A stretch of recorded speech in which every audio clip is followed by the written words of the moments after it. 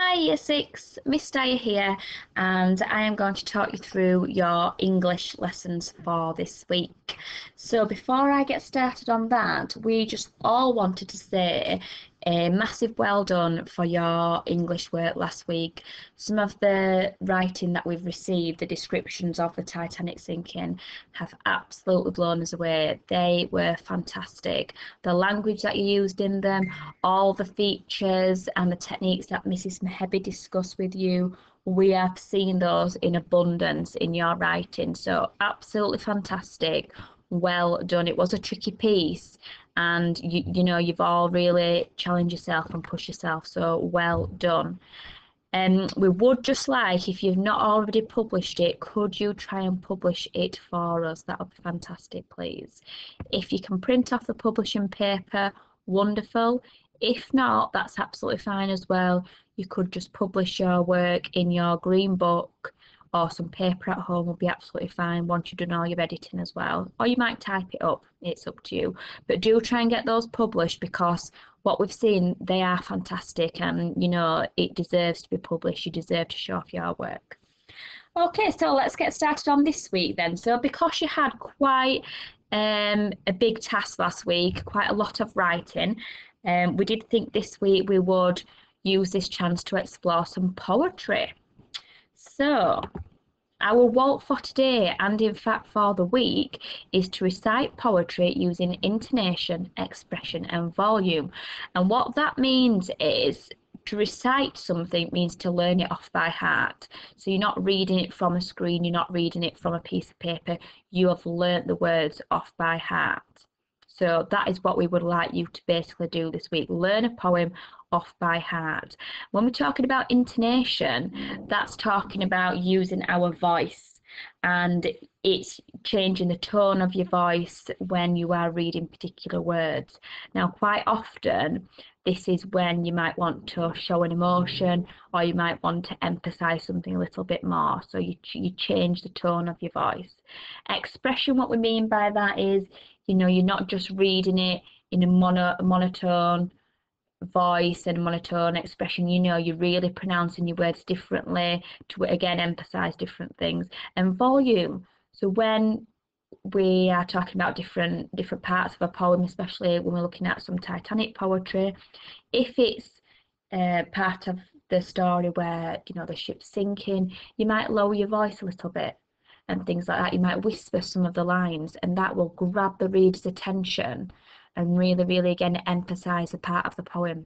Okay, and again, you might raise your voice when you're reading part of the poem when it's emphasizing a big event like this ship actually going down or something like that. Okay, so that's what it's all about this week. Learning the poem off by heart, but using your voice in different ways to create those desired effects.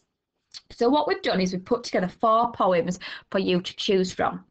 So this first one here, so this is Mrs. Mehebi's favourite, and this is called Titanic Remembers, April the 16th, 1912.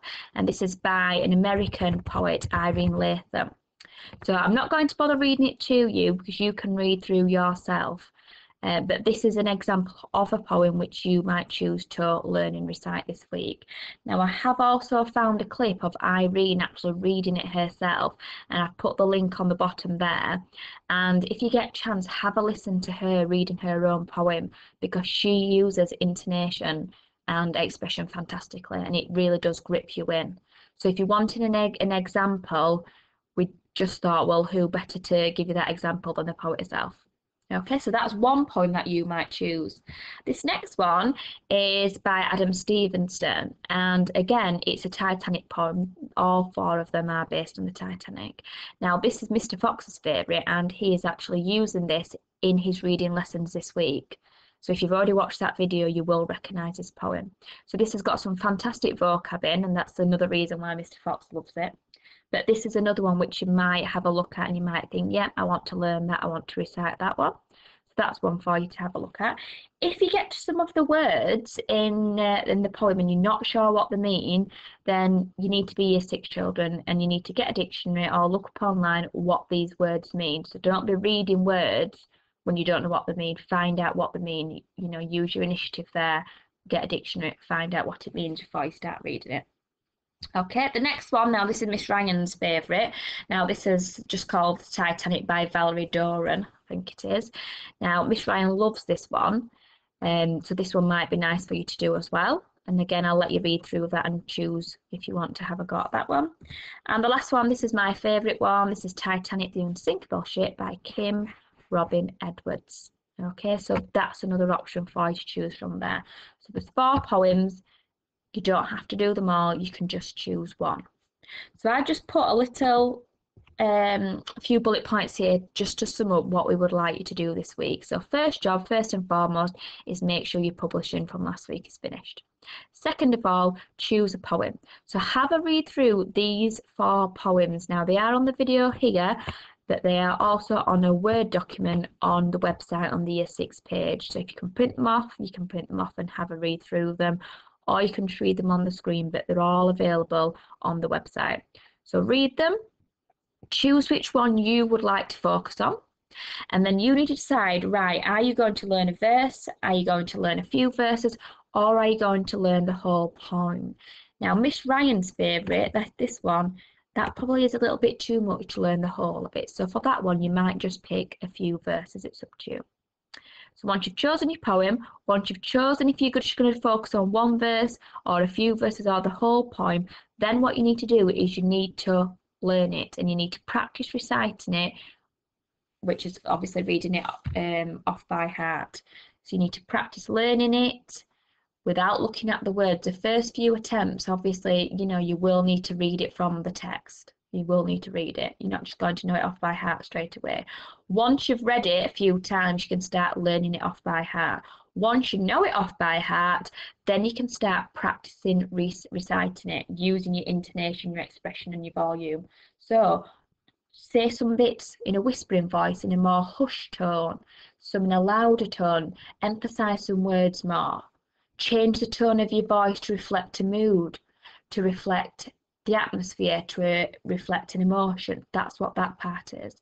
And then your final part of this task is to perform it to someone in your family. So it could be one person, it could be a few people. We would like you to have a go at performing it. And if you could record it, that would be absolutely fantastic, and you could send them into Twitter or send them into your teachers as well. That would be fantastic. If you don't want to record yourself doing it, that's absolutely fine, you don't have to, but we would definitely like you to have a go at performing it to someone, and obviously we'd love to see it. So that's that. Okay, so that is your task for this week. So there's no writing, it is all about poetry, performing it, and using your voice to express different parts. Now, as an extra challenge, because we know lots of you like to really push yourselves at home, if you would like to, you can create some artwork to go with the poem that you've chosen. You could create a computer animation like Mrs. Mehebi showed you last week, and that could match your poem or your verse. You could create some music to go with it. Mr. Fox showed a few people in school the other day how to use GarageBand. So if you know how to use that, you could have a look at something like that. If you are feeling really creative, you might write your own Titanic poem, and you could learn to recite that and perform that as well, and record yourself doing that. But they are just optional extras if you want to have a go at something else. But these are the main things that we would like you to do. Okay, so I'll leave that screen on there so you can see it really clearly.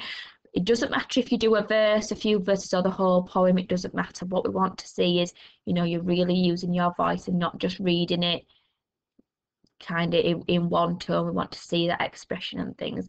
We cannot wait to see what you are going to come up with this week, Year 6.